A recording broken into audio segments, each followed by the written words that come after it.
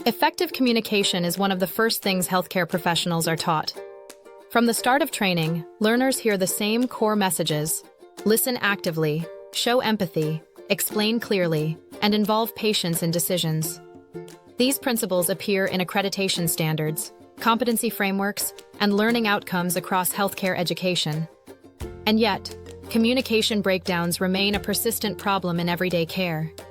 For educators and curriculum designers, this creates a familiar frustration. Communication is clearly taught, clearly valued, and often well assessed in theory. But once learners enter real clinical environments, performance becomes inconsistent. Time pressure, emotional intensity, fragmented teams, and clinical uncertainty all interfere. Knowing how to communicate well does not always translate into doing it well when it matters most. The reason is simple, but often overlooked. Communication is not just a cognitive skill. It is something clinicians must perform in live interactions, often under stress. Research shows that under pressure, people fall back on habits, rather than consciously applying learned strategies. Communication does not fail because principles are forgotten, but because real-world conditions overwhelm intention. Curricula can unintentionally reinforce this gap. Communication training is often delivered in isolated workshops or simulations, separate from daily clinical work. Learners may perform well in structured settings, but once they return to practice, their communication is rarely observed in a systematic way. Without observation, assumptions go untested. Without reflection, insight remains shallow. And without documentation, improvement is hard to track or justify. This gap affects patients unevenly. Older adults, people with limited health literacy, and those facing language or cognitive barriers experience communication failures more frequently. When communication quality is assumed rather than examined, the patients who need adaptive communication the most are often the ones least well served. So the problem is not that effective communication is ignored. The problem is that it is taught without being consistently revisited in practice. This is where reflection and feedback become critical. Communication skills improve through use, not exposure. Learners develop when they can look back at what actually happened, compare intention with impact, and receive specific feedback on observable behavior. Evidence from professional learning supports this. Audit and feedback interventions improve practice most reliably when feedback is specific, repeated, and linked to real performance. In communication training, this distinction is crucial. When feedback relies on memory or self-report, it becomes vague and unreliable, especially after stressful interactions. Learners may understand communication models, but lack insight into their own patterns. Reflection works best after action, not before it. Structured, delayed reflection allows learners to process both the emotional and cognitive aspects of difficult conversations. Studies show that reviewing recorded interactions helps learners notice missed cues, nonverbal behavior, and unintended effects that would otherwise remain invisible.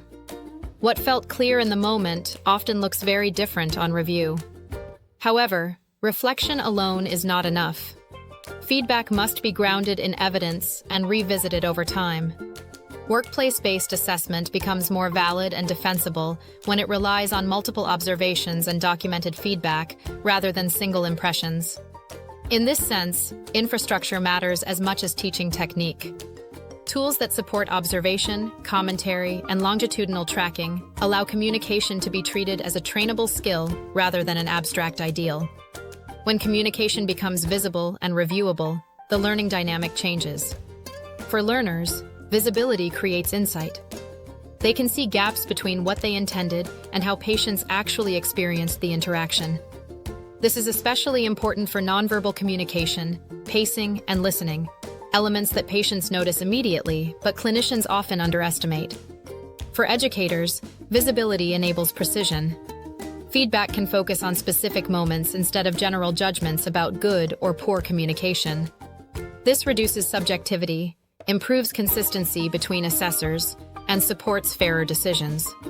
It also makes communication easier to talk about, because feedback is anchored in shared evidence rather than personal opinion. Visibility also supports institutional accountability.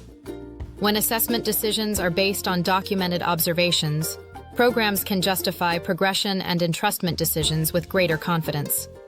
This is particularly important for interactions involving vulnerable populations, where adaptive communication has the greatest impact. Designing curricula that truly embed effective communication requires a shift in approach. Communication skills rarely develop through one-off workshops or isolated assessments. They improve when learners have repeated opportunities to perform in real settings, reflect on what happened, and receive targeted feedback over time. This means treating communication as observable work that appears across placements, courses, and assessment points. Reflection must also be deliberately designed. Asking learners to reflect in the abstract rarely leads to change. Reflection becomes powerful when it is tied to concrete evidence, such as recorded consultations, documented handovers, or annotated excerpts. Feedback structure matters too.